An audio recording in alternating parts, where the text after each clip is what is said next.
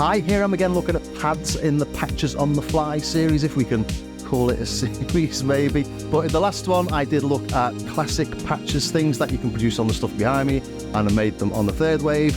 Take a look at that if you've not seen it yet. It will help to understand what's going on in this one perhaps.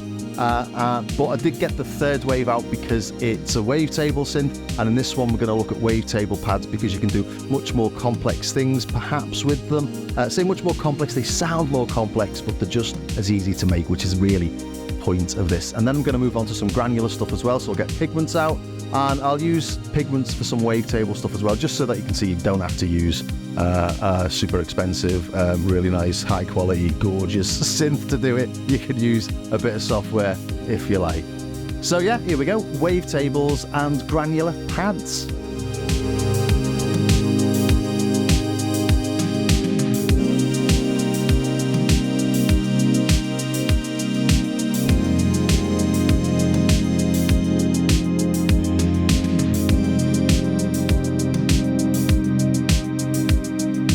And that's all possible because wavetables are essentially samples chopped into small chunks that you modulate through. And as the samples, they can be made of really complex tones, which means we're already starting from a much more harmonically rich or diverse source than your standard square, triangle, sine and sawtooth.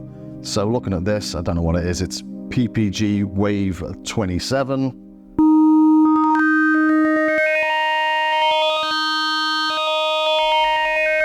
There's an awful lot going in there, and it's a single oscillator, single tone. So there's a bit of a high pass filter perhaps, and other things happening to it. But that just means that as you modulate through that, you're doing all sorts of different things that if it was a standard synth, you'd have to be modulating an awful lot of parameters at the same time. And if we look at something I've done here, let's go to wavetable, well, one of the user wavetables. These are wavetables I created from the Analog Solutions Maximus. And I'm just recorded just twisting the filter knob. But that means I've got a sawtooth that's been filtered, and I can put a glassy tone over the top of it. Something you can't do again on standard analog subtractive synths if everything's going through the filter.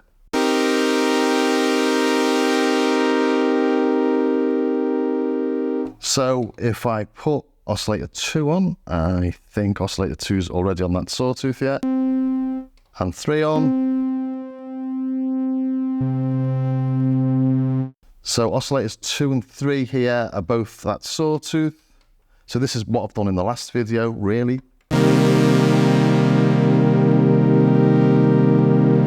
But you can hear them modulating through the sawtooths as well. I'm modulating the filters on both, so it's almost like I've got two synths, and I'm modulating the filters at different times, different rates.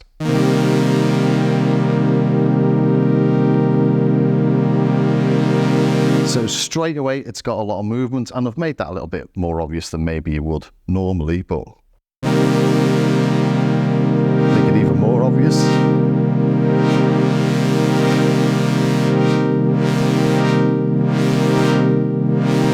And actually on the intro track, I split that into different parts. I had one going through the left speaker, one going through the right speaker, both going through the effects, and it just makes it big and wild and lush. So I've had the effects here. You know, do things like sync them again. So if we sync both of those, and if we go into the wave itself, let's change that to maybe dotted half. So you can hear there, we've got two things, both interacting with each other in time with 120 BPM. In a bit of a wild way, but you get the idea, hopefully. Let's change 3 to something a bit slower.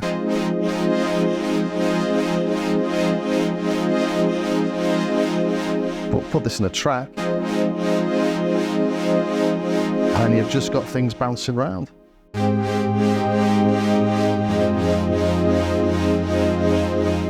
And then add something a little bit glassier on top. So let's go to oscillator 1.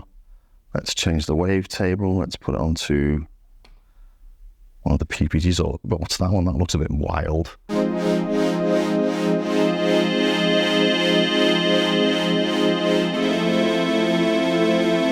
and then modulate through that as well gently. So let's turn the frequency down.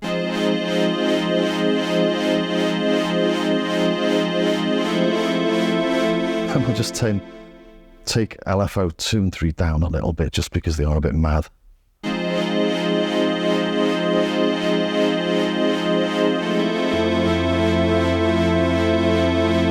A much more complex tone than you could get off all those classic synths. And a little tip, I think, is if you've got something like that modulating, the second effect that I'd put on this would be a delay rather than the reverb, just because it helps things to bounce around as well. And put the sync on that as well.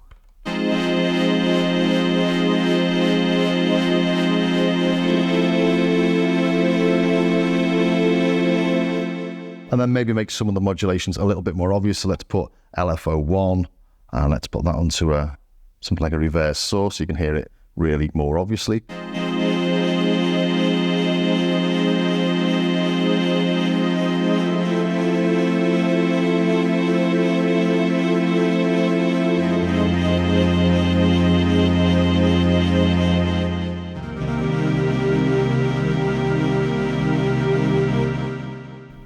So yeah, all that's using exactly the same techniques we used in the last video on the classic pads, but using them on wavetables, and you just get so much more. This is why people love things like the microwaves and the PPG and the third wave.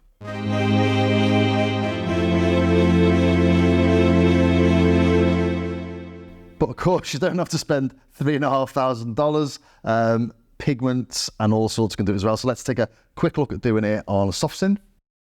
And here I am doing exactly the same in Pigments. So I've got a couple of wavetables. The top one is doing something weird, but I quite like it. It's sort of got a rhythm to it. And on the second wavetable, we're using much more basic waveforms again. Just gives you a nice pad, actually. Turn the effects off so you can hear it. I've got the chorus Juno and just any old reverb on there. Let's turn them off. And a really interesting thing that we've got on Pigments is this unison mode. We've actually got something like this on the third wave as well. Unison mode, so it's unison, so it'll play more than one voice, even in poly mode. So that's the tone. And then I've added an extra 3 voices and detuned them. So a lovely little thing to do that. And the same with the lower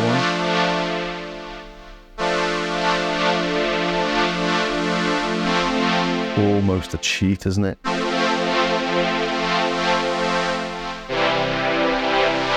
I'll put the effects back on.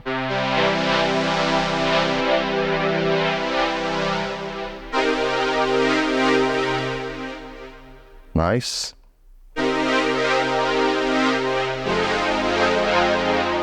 But it's a relatively complex sounding pad within about 3 moves from Welcome from the initial patch.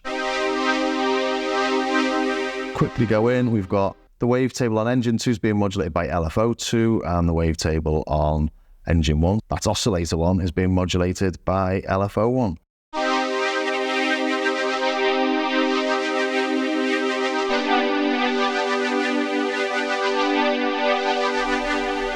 Pretty cool. Let's stick a delay on that as well, shall we?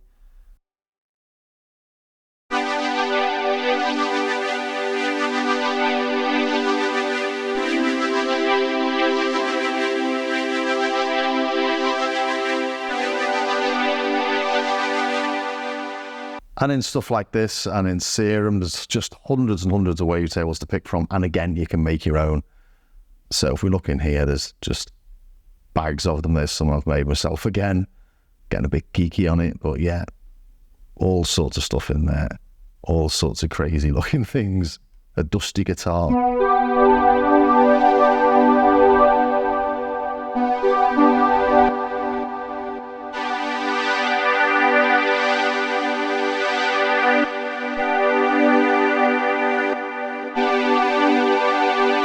Some are more radical than others, obviously. Slow that down. Take Engine 2 off.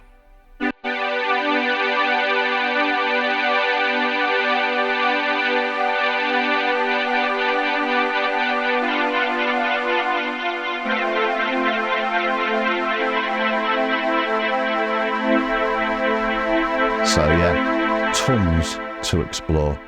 And another really easy way of making complex pads is to use granular synth. So again, I'll stick with Pigments and you can get a really simple sound. So this is an electric piano.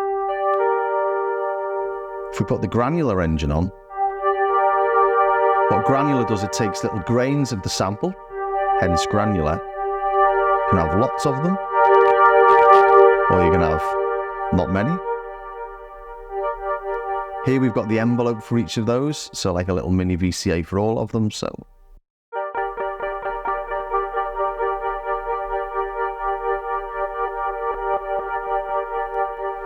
and the time, how long they run for.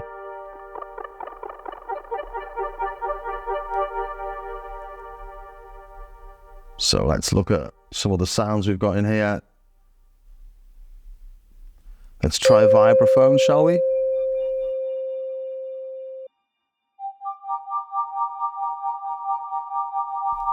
So we change the start point. Already it sounded like quite an interesting sound, doesn't it? We can change the direction of the movement through those samples, backwards and forwards. Increase the time.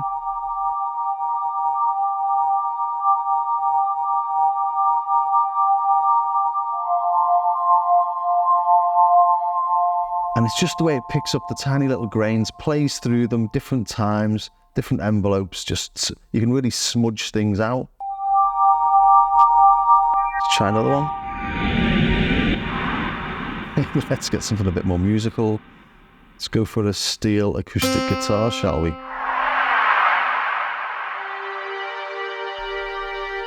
So there we go, a steel acoustic guitar.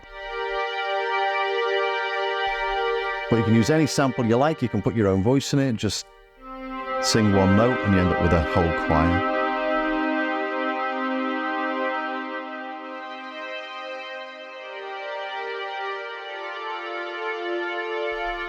And then just start mixing and matching your different sorts of engines.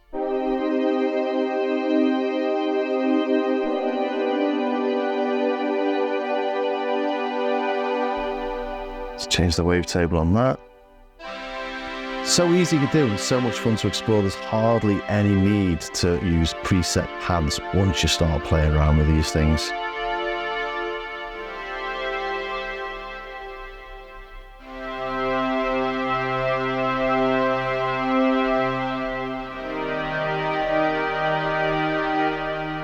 Then I've shown you that making complex sounding pads isn't actually complex. You can get them pumping with your track, you can have them constantly evolving, all sorts of different things, but it depends on your starting points and then experimentation. And the beauty of it is, as I've said before, you get those artisan crafted pad tones that no one else has got, and they fit perfectly to your own track.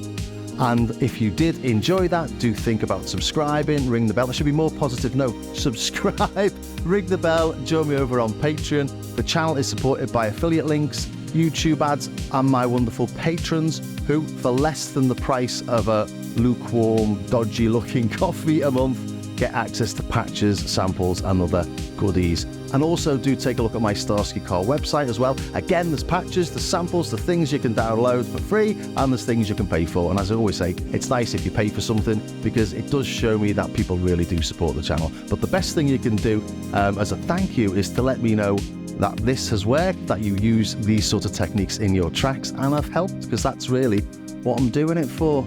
Anyway, thanks for staying to the very, very end, and I will see you next time.